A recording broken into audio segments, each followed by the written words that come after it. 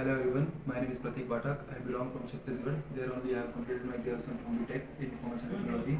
Later I joined Qspiders in order to pursue the training for the full stack development, where I have learned about the different technologies like the web technology, which comprises of several sections like HTML, CSS, JavaScript, and also I got trained for the SQL, which is very much required for the in order to crack the first portion of the interview.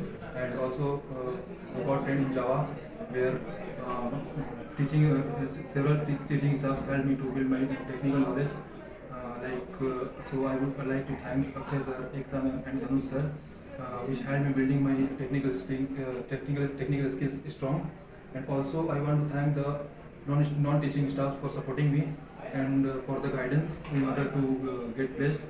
So I went from the different sections in the training during the training session like mock. I scored a good rating in mock.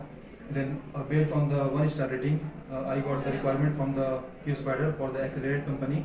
So somehow I cracked the interview and all the rounds which helped me to get placed. Thank you.